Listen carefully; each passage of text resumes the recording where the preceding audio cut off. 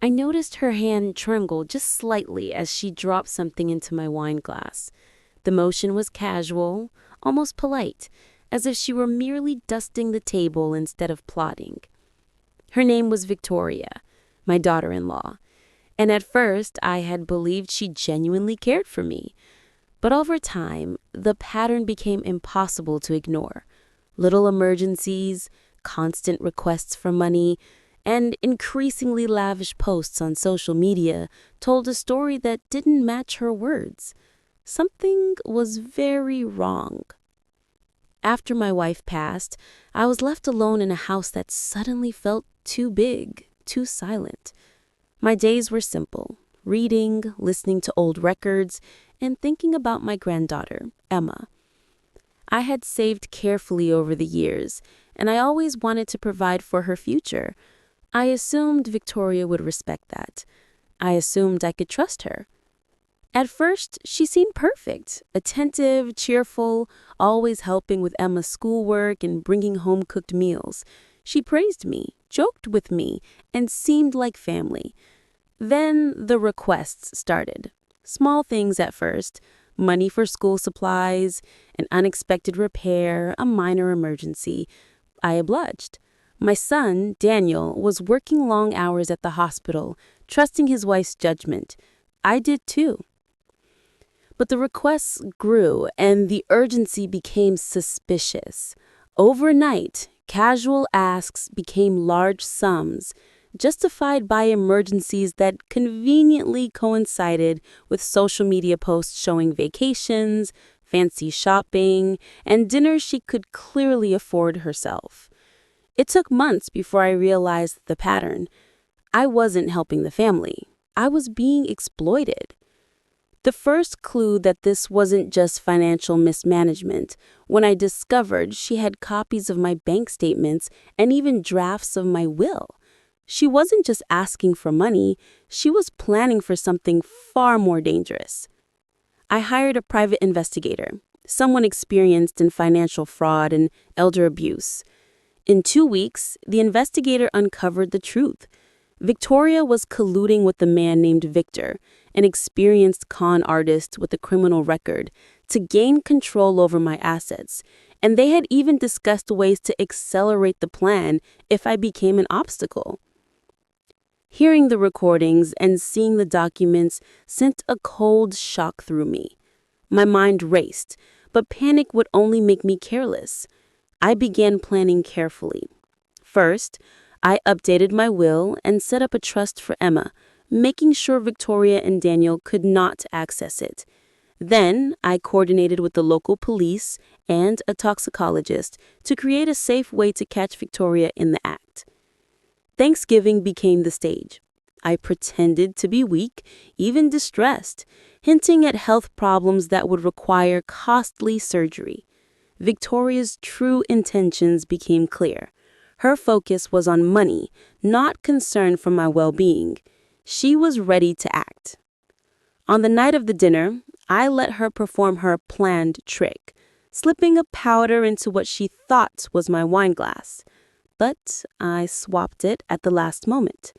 The toxicologist had ensured the effect would be minimal on me and immediate for her.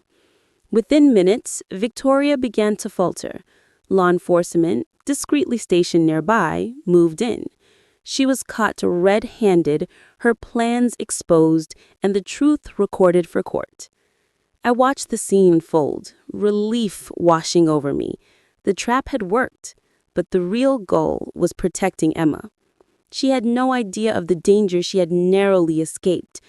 And as chaos and consequences settled around us, I realized sometimes the best protection is vigilance, careful planning, and knowing when to act. The morning after the arrest, the house felt eerily quiet. Victoria had been taken away in handcuffs, her face a mix of shock and rage. Daniel was still in disbelief. He refused to believe his wife could do something so calculated.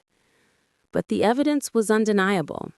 Messages, bank transfers, recordings, and witness testimonies stacked against her. Emma didn't understand everything, but she noticed the tension. I held her close, explaining in simple words that sometimes people make wrong choices, and our job is to stay safe and smart. She nodded silently, gripping my hand.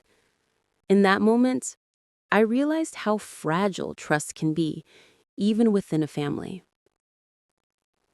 I spent the next days securing the house, updating accounts, and speaking with lawyers. Every step was about protecting Emma's future. And yet, there was another truth I couldn't ignore. Daniel himself had to face reality. He was blinded by love and convenience. I knew it would be hard for him to forgive, but he needed the lesson to prevent future disaster. While reviewing Victoria's phone and laptop under legal supervision, more shocking truths emerged. She hadn't acted alone. Victor, her accomplice, had been manipulating her for months, coaching her on how to access my finances and estate. They even discussed ways to implicate Daniel if things went wrong. It became clear. This wasn't just a greedy plan. It was a premeditated scheme designed to destroy the family's stability.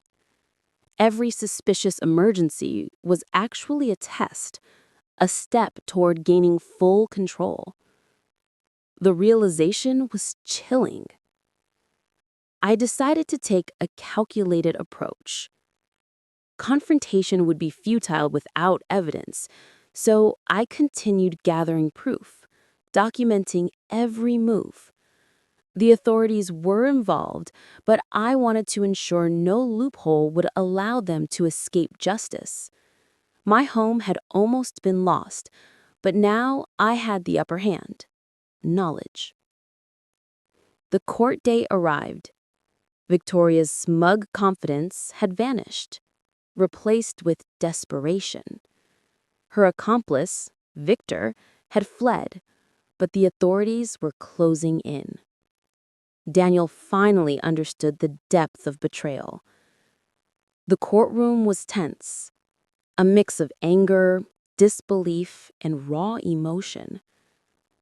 I spoke calmly, presenting evidence that left no room for doubt.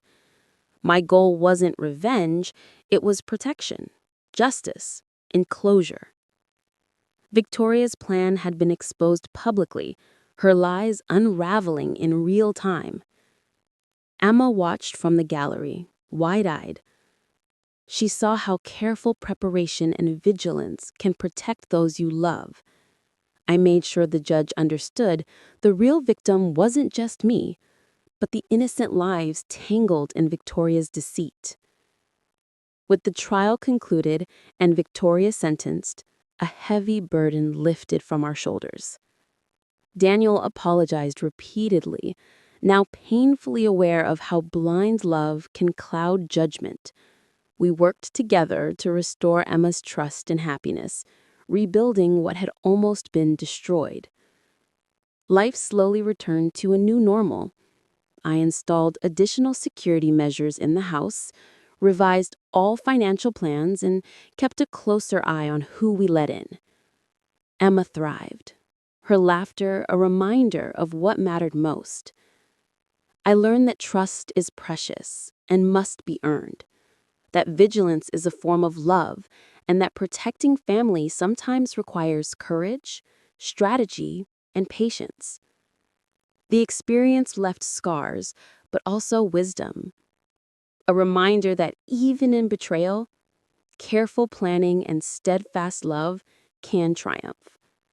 And as we settled into our restored life, I finally felt the quiet comfort of safety, knowing that the worst had passed and that Emma's future was secure. Even after Victoria's conviction, echoes of the past lingered. Small things started happening. Unfamiliar calls, strange messages, and people I didn't recognize near the house. At first, I brushed it off, thinking it was paranoia, but something in the back of my mind warned me. Trouble doesn't always end in court. One evening, while reviewing the house's security footage, I saw a shadowy figure lurking near the gate. Heart racing, I realized Victor might still be out there, watching, planning. Daniel panicked, but I stayed calm. I knew we had to be smarter than before. We upgraded security systems, added hidden cameras, and even installed a panic alert system. Emma sensed my unease, but trusted me. I realized protecting her wasn't just about stopping immediate threats. It was about preparing for the unknown. That night, as I double-checked the locks, I promised myself we wouldn't be victims again. Months passed. The shadow of betrayal began to fade as our home felt safe again. Emma was thriving at school, her laughter filling the rooms once more. Daniel had changed, cautious, humble, and more attentive than ever. I forgave him slowly, knowing that trust rebuilt must be nurtured every day. One sunny afternoon, as we sat in the garden, I reflected on everything. Life had taught me that danger could come from the most unexpected places, and that vigilance and courage were essential to protect loved ones. But it had also shown me the power of resilience, family unity, and hope. We weren't just survivors. We were wiser, stronger, and closer than ever. The past had tried to break us, but it had also shaped us. And as Emma ran around laughing, I knew the future was ours to protect and cherish, no matter what shadows might appear.